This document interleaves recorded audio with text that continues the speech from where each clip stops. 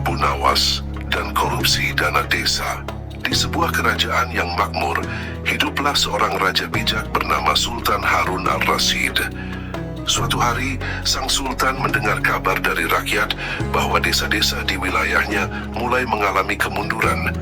Jalan rusak tak diperbaiki, irigasi terbengkalai, dan bantuan pembangunan tak pernah sampai. Sultan pun memanggil penasihat terpandainya Abu Nawas untuk menyelidiki. Abu Nawas pergilah ke desa-desa itu, cari tahu kemana perginya dana pembangunan yang setiap tahun kukucurkan. Titah Sultan, Abu Nawas menyanggupi dan segera menyamar sebagai rakyat biasa. Ia berjalan dari satu desa ke desa lain, mencatat dan mengamati. Di salah satu desa, ia melihat kepala desa hidup mewah, rumah megah, kuda mahal, pesta setiap malam.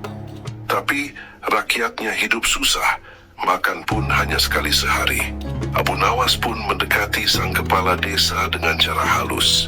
Ia menyamar sebagai saudagar kaya dari kota yang ingin berinvestasi di desa itu. "Wahai Tuan Kepala Desa," kata Abu Nawas dengan logat bangsawan kota, "saya ingin membangun pabrik gandum di desa ini. Tapi saya dengar jalan menuju desa sangat rusak. Bagaimana bisa pabrik berkembang jika aksesnya saja menyulitkan?" Kepala desa tersenyum licik. "Oh, jalan rusak itu bukan urusan saya. Dana sudah saya ajukan ke kerajaan tapi belum turun." "Bohongnya," Abu Nawas mengangguk pelan. "Padahal saya dengar dana sudah turun sejak tahun lalu," ucapnya pelan, namun menatap tajam. Wajah kepala desa berubah. "Dari mana kau tahu?" "Saya lebih tahu dari yang kau kira," jawab Abu Nawas sambil membuka penyamarannya. Semua orang di situ terkejut. "Abu Nawas?" Kepala desa pucat pasi. Ia tahu hidupnya sebentar lagi tamat.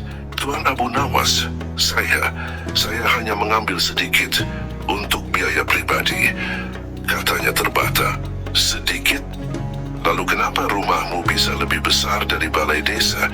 Kenapa rakyatmu hidup dalam kubangan lumpur, sementara kau mandi susu kambing tiap pagi?" Abu Nawas kemudian mengumpulkan warga desa dan membuka semua catatan keuangan yang ia temukan. Ternyata dana pembangunan desa selama 3 tahun telah diselewengkan.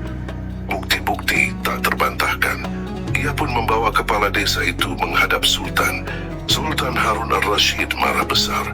"Pengkhianat rakyat, kau tidak hanya mencuri uang tapi juga harapan." Sebagai hukumannya, kepala desa itu dijatuhi hukuman berat.